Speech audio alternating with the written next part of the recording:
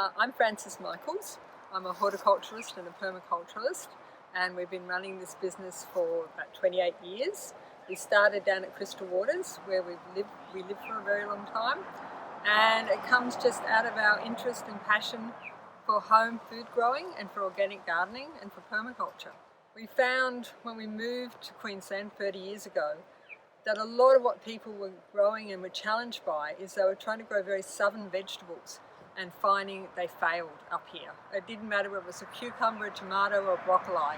They were planting the wrong ones and as a result having pest issues or fungal issues, or it's simply not producing for them. So we wanted to make it easier for people to grow food at home, and that's pretty much always been our mission. And there's no point growing food at home if you add chemicals to it, which you might as well go to the supermarket. And there's no point growing food at home if it tastes lousy. So heirloom vegetables tend to have a much better flavour than commercial vegetables that are bred to be harvested by machines and shipped and live for months in a cold room. So it's all about, for us, preserving the diversity, the heirloom diversity of the world, and encouraging people to experiment and learn to eat foods that are actually natural to this environment. We live in the subtropics, and part of our mission is to try and encourage people to eat in the subtropics, because they live in the subtropics and then they try to eat European. And so it's learning to eat things like yacon or arrowroot, or people eat sweet potatoes. Growing your own ginger is incredibly easy. So we're just on a mission to have everybody realise they can have a food garden. So I believe heirlooms are an inheritance from generations of gardeners, literally going back thousands of years. Things like Cherokee wax bean was found in caves that hadn't been inhabited for 1,000 years. You know, heirlooms are our inheritance, owned by the peoples of the world. And I find the tweaking some of these biotech companies do, they put something in there to make it unique, but the bulk of what they're doing rests upon the shoulders of generations of gardeners. Most people wouldn't recognise a lettuce. Lactica sativus looks like a little weed. It looks like a little dandelion or something. It has no heart to it. It really just looks like, I guess, a common little thistle in many ways. And yet that, all of Lactica sativus, every lettuce variety has come or been bred. And there's hundreds and hundreds of heirloom varieties. Has come by someone improving it over generations and passing the seeds freely on to their neighbours. And then for somebody to take that thousands of years effort, tweak it a little bit and then claim ownership of it is not something I have a really good opinion of. I feel that you should first of all look at perennials, be realistic about the amount of time you have available and the types of sun, shade, soil, what your resources are to get going. But the simplest way of achieving food security is to start with the basics. Try and have a couple of tubers, try and have a couple of beans, try and have a member of the onion family, try and have a member of the cucurbit family, which is your pumpkins, your squashes, and so that you can make a range of meals plus herbs. And what I mean by that is, most people, if you put the arrowroot behind you into a curry, the young fresh tubers, they wouldn't actually tell they're not eating a potato. And yet that's a plant native to South America that grows brilliantly in this climate. In 50 years of growing it, I've never seen a pest on it. It has no problems, even snails leave it alone, and it takes any amount of rain. You can also cut it for mulch, feed it to your chickens. So that's a tuber you can eat. We also grow Madagascar bean, which is a perennial.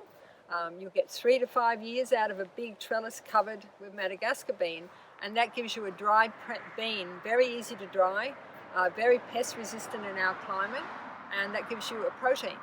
And then if you grow something like Welsh onions or perennial leeks, you only have to plant them once and they keep clumping up, and you can just pull from the outside and you've always got an onion or a flavour to add to your meals.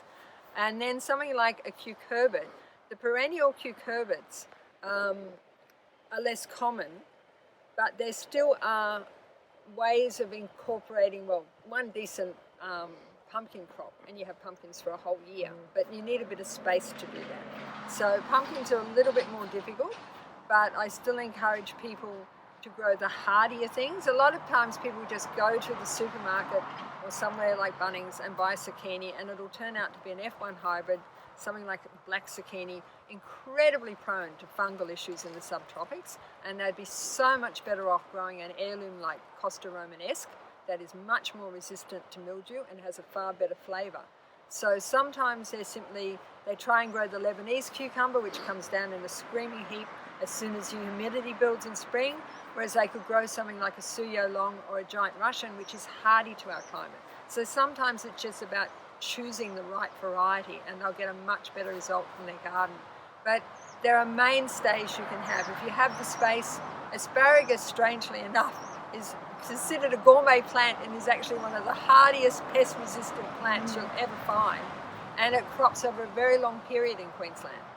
And you'll find old abandoned gardens and the asparagus is still sitting there in the grass. It lives for up to 25 years, so you get a very long harvest from it. So it's to look at perennials first, look at the things that if you are busy at work or you have to go away for a while or something's going on in your life, that they'll still be out there when you need them. Annuals are great, but they need daily care, so it's good to have a sort of, even if all you do is have your turmeric, your ginger, your arrowroots, some climbing beans and things, and you only have to harvest it really once you get it going, and stay away from the annual garden until you have the time to put into it. I think we're very blessed where we live on the Sunshine Coast. There's a terrific network of growers around, growing absolutely an enormous range of things, from sort of like buffalo cheeses to beautiful mushrooms to a new wonderful abundant ginger. There's even a feijoa orchard out back of Kenilworth that makes wonderful jam. So, there's this incredible diversity. We try to buy all of our food, we either try to buy locally or we grow it, of course.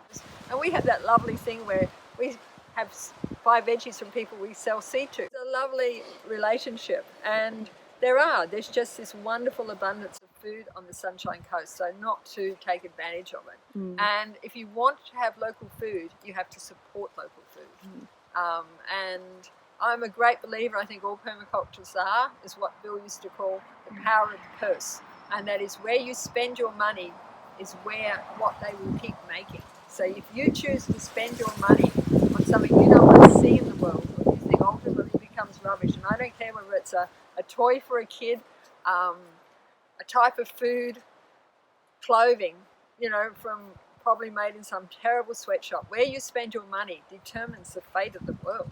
It is a money-driven economy. So I'm very keen on supporting local agriculture.